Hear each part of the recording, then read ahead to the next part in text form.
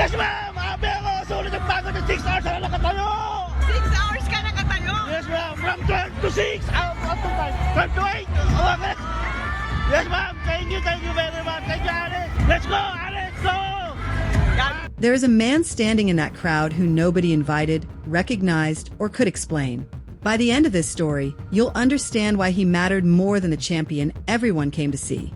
Why would an 80-year-old stand 6 hours under a punishing sun instead of resting in the shade? Why was he gripping a tennis racket he had no obvious reason to own? And why did his words stop an entire nation cold? What happens between his arrival and that moment is one of the quietest, most devastating displays of human faith you'll come across. Picture a shopping mall in a busy Filipino city, ordinary on any other day. But today feels nothing like ordinary. People arrive before sunrise and never stop, packing every open space until the building seems to hold its breath. Something enormous is coming, and everyone crammed inside can sense it. At the center of it all is a 21-year-old named Alex, who just weeks earlier fought her way into the second week of Wimbledon, a stage where legends are forged and where, for over a century, no Filipino name had appeared that deep into the draw. 100 years of history, cracked open in a single summer. So when her sponsors announced a homecoming appearance, nobody predicted what followed. This wasn't a meet and greet. It became something closer to a pilgrimage. People traveled from towns hours away, drove overnight, skipped work, brought their children to witness history firsthand. One elderly supporter reportedly flew in from London in a wheelchair frail enough to need help moving around, yet choosing to cross an ocean because watching from afar had stopped being enough. But even in a crowd bursting with devotion, one figure quietly outdid everyone else, not loud, not dressed to be noticed, carrying no sign. He simply stood there, cradling something against his chest as if it mattered more than anything else he owned. His name was Dusty, 80 years old, a retired nurse who'd spent decades working overseas before finally coming home to the Philippines. That morning, while most of the country still slept, he had already begun the long trip into the city, deciding, without telling anyone, that this was not a day he was willing to miss. By 10 in the morning, he had planted himself in the crowd. The heat climbed, thick and relentless, the kind that makes even young, healthy bodies want to retreat indoors. Still he stood. People around him shifted, complained, slipped away for water or shade, came back or left for good. He never moved. 6 hours, no stool, no umbrella, no one holding his place. Just an old man on his feet, shirt soaked through, holding a tennis racket as though it were the most important object he'd ever held. Dusty wasn't a casual fan riding a post-Wimbledon wave. He had followed Alex long before her name meant anything to the rest of the country, long before broadcasters were cutting to her matches, admitting that whenever she played he would sit quietly and pray for her, treating her matches less like entertainment and more like something sacred, an old man hoping for a stranger's success, as though it were his own family's fortune at stake. One detail makes this harder to sit with. A year before this event, Dusty had fallen seriously ill while traveling, a health scare severe enough to make anyone reconsider how they spend the time they have left. Yet his devotion to a young athlete he'd never met didn't fade after that scare. If anything, it sharpened. By the time he stood in that scorching heat, clutching a racket, he wasn't merely hoping for an autograph. He was a man who had stared down his own mortality and decided this moment was worth whatever it cost him physically to be there. When Alex finally walked out to greet everyone that evening, the reaction was instant and overwhelming, the kind of noise you'd expect at a concert, not a mall appearance. She visibly reacted to the sheer size of the crowd, caught off guard by how many had shown up. For a while, the event unfolded exactly as planned. Games, photos, laughter, screaming, excitement bouncing off the walls. But underneath it, a quieter current was running through the room, about to surface in a way nobody was ready for. After 6 brutal hours of standing without a single complaint, it was finally Dusty's turn. He stepped forward, racket in hand, face to face with the young woman he had prayed for through every set, every match point, every headline that once felt too good to be true. He had no speech prepared, and didn't need one. He looked at her and, in 5 plain words, said everything 6 hours of waiting had built inside him. I hope you get to the top. That was it. No elaborate tribute, no performance for the cameras. Just 5 honest words from an old man who had spent years quietly believing in someone he'd never met. Witnesses said something shifted in her expression the instant those words landed, something beyond a polished smile for a photo. She answered the only way that felt right.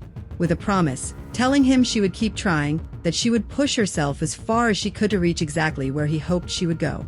It was two people, decades apart in age, connected only by 6 hours of patience and a stubborn shared belief that effort and hope still mean something. When reporters later asked Dusty about the moment, he didn't dress it up, simply saying she seemed happy to hear it and reassured him she would give everything she had. He hadn't come for recognition, he came because he needed her to know, face to face, that someone had been quietly believing in her long before the world caught up. And here the story widens, because Dusty's wait wasn't an isolated case. A 12-year-old girl who dreams of following Alex's footsteps froze completely before her idol. Unable to say any of the words she'd probably rehearsed 100 times on the way there, proof that watching someone who looks like you, sounds like you, comes from the same streets as you, compete against the best in the world means the door isn't locked anymore. A 78-year-old woman showed up carrying a thick photo album she'd assembled entirely on her own, tracing Alex's journey from her earliest junior tournaments to that historic Wimbledon run. A digital artist waited even longer than Dusty, nearly 8 hours, for one piece of his own art to be signed, saying afterward it was absolutely worth it, and that her humility made every miserable minute feel justified. Story after story, the same devotion echoed through the building. These weren't people simply excited to see a celebrity, they finally felt permission to be proud out loud. Alex herself seemed to sense the weight of it all, telling the crowd she had felt her country's support in every match she played, and that coming home to this reminded her exactly why she pushes herself so hard, wanting to inspire the next generation, cracking open a door barely opened before for Filipino athletes in a sport that historically hadn't given people like her much room to shine. It's worth pausing on how unprecedented this is for Philippine tennis. This isn't a sport with a deep, established fan base the way basketball or boxing has dominated for generations. It's typically existed on the outer edges of the national sports conversation, respected from a distance but rarely celebrated with this kind of raw emotional intensity, which is exactly why what's unfolding around Alex feels like the birth of something entirely new. Even people outside the Philippines have taken notice. Former world number 1 Andy Roddick, who has watched plenty of hype cycles rise and fade over his career, called it something structural, the emergence of an entirely new segment of tennis fandom that barely existed a couple of years earlier. Coming from someone with that credibility, it carries real weight.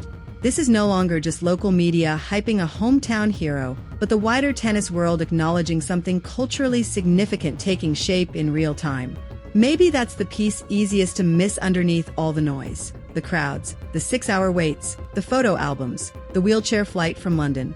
This was never really about one tennis match or even one tournament run. It's about what happens when a country that has waited a lifetime for a moment like this finally gets one. For decades, sporting pride in the Philippines has lived almost exclusively in boxing and basketball, rarely reaching this intensity in tennis. So when a breakthrough this significant arrives, the response isn't just excitement, it's relief, validation stretched across generations, an entire population exhaling and thinking, finally, someone is showing the rest of the world what we're capable of. That's the real reason an 80-year-old man stood in blistering heat for 6 hours without complaint, why a 78-year-old woman spent months building a photo album no one asked her to make, why a grandfather boarded a plane in a wheelchair just to breathe the same air for a few minutes. None of them were discovering a new love for tennis. They were driven by something closer to identity. Watching someone who came from exactly where they came from prove that the impossible was never actually impossible, just waiting for the right person to walk through the door first. As the event wound down, exhausted, sunburned fans clutching signed photos began to disperse, and Alex prepared for her next chapter, a flight to the United States for another major tournament. But she wasn't leaving that mall empty-handed. Tucked among her equipment was a racket, handed to her personally by an 80-year-old man who had stood in unbearable heat for 6 hours just to place it in her hands, the weight of an entire country's hope, folded into an object small enough to fit in a travel bag. So think back to the question this story opened with. Why does a man in his 80s choose discomfort over comfort, 6 hours standing still over staying home? It's never really about the athlete herself, it's about representation, about watching a piece of yourself succeed on a stage you were once told wasn't built for people like you. For Dusty, who had quietly survived his own health-scare year before this day, meeting Alex was never really about tennis at all. It was about faith finally being rewarded, years of silent prayer culminating in one face-to-face moment where all he needed to say was 5 simple words, and in return, receive a promise that someone was still trying. That exchange will never appear in any record book, never be listed beside her rankings or match statistics.